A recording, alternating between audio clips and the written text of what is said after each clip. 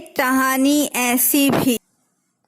83 वर्ष की उम्र में शांता बहन परलोक सिधार गई। तीनों बेटे, तीनों बहुएं, दोनों बेटियां, नाते पोते सभी उनके पार्थिव शरीर के पास थे। सबकी आंखें नम थी। सभी को उनके जाने का दुख था। आने वाले लोगों ने भी अपना दुख जताया। कुछ ने गले मिलकर तो किसी ने सिर पर हाथ रखकर अपनापन जताया। शाम होते तक सारी परिस्थितियां ही मानो बदल गई। जहां नाती पोते टीवी के सामने बैठ गए, वहीं तीनों बहुएं सफेद साड़ी से हल्के रंग के ड्रेस में आ गई। बेटे भी फोन पर अधूरे कामों को पूरा करने लगे। ये सिर्फ शांता बहन के घर की परिस्थिति नहीं थी। आजकल हर इंसान कुछ ज्यादा ही प्रैक्टिकल हो गया है। किसी इंसान के जाने का दुख या तो कुछ घंटे या चंद दिनों तक ही रहता है और लोग फिर से अपनी जिंदगी को उसी रफ्तार से जीने लगते हैं। शायद इसमें कुछ गलत भी नहीं। जिंदगी किसी के लिए नहीं रुकती। किसी के रहने या ना रहने से कुछ नहीं थम जाता। मेहमानों का तांता अभी भी शांता बहन के घर पर था। मेहमानों के सामने तीनों बहुओं ने अपने एक साथ रहने का झूठा दिखावा बेहद खूबसूरत ढंग से किया। तीनों भाइयों ने भी एक पल के लिए भी किसी को लगने नहीं दिया कि उनके बीच मतभेद है। ये देख शांता बहन की आत्मा प्रसन्न हो रही थी। 15 दिन भी नहीं हुए थे कि छोटी बहू ने अपने पति के कान में ये बात डाल दी कि मांझी की मृत्यु के समय मांझी ने सोने की 4 चूड़ियां पहन रखी थी। उन 4 चूड़ियों के बारे में उसने बड़े भाई से बात करने के लिए कहा। फिर क्या था, शांता बहन की आत्मा की शांति भंग होने में बस अब कुछ ही देर थी।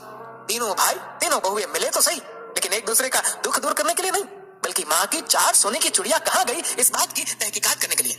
जहाँ बड़े भाई का ये कहना था कि वह 4 चूड़ियां माँ की अमानत है और वह बड़ा है, इसलिए वह उसका हकदार है। मंझले भाई ने चूड़ियों को हथियाने के लिए सबके सामने ये कहा कि उसकी 2 बेटियां हैं और बेटियों की शादी में दादी की तरफ से 2-2 चूड़ियां ना मिले तो लोग क्या कहेंगे। छोटे भाई के पास दलील देने के लिए कुछ भी नहीं था, लेकिन छोटी बहू चुप नहीं रहने वाली थी। उसने सबके सामने जोर से कहा, इस तरह तो चूड़ियों का कुछ हो ही नहीं पाएगा।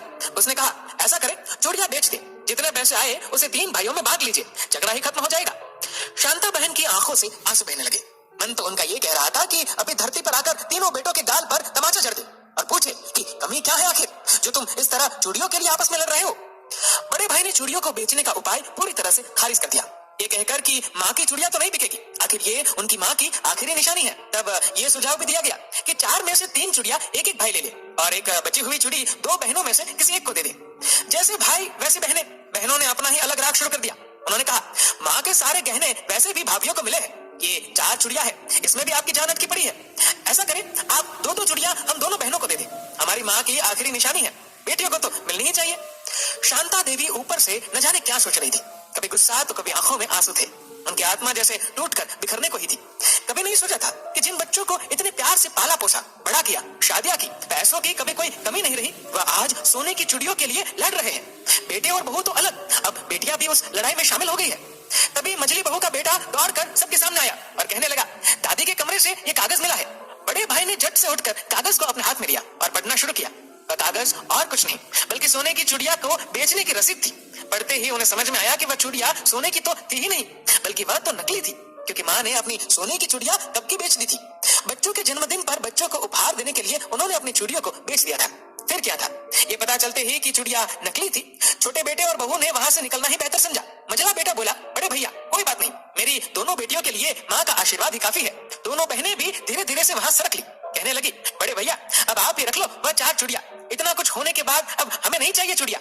बड़ा भाई हाथों में वह 4 सोने की नहीं बल्कि नकली चूड़ियां लेकर दीवार पर टंगी माँ की तस्वीर को देखता रहा, जिस तस्वीर की उसने कल ही फूल हार चढ़ाकर पूजा की थी। आज उसी माँ की आंखों में एक सवाल दिखाई दे रहा था, क्या सचमुच बच्चे ऐसे होते हैं?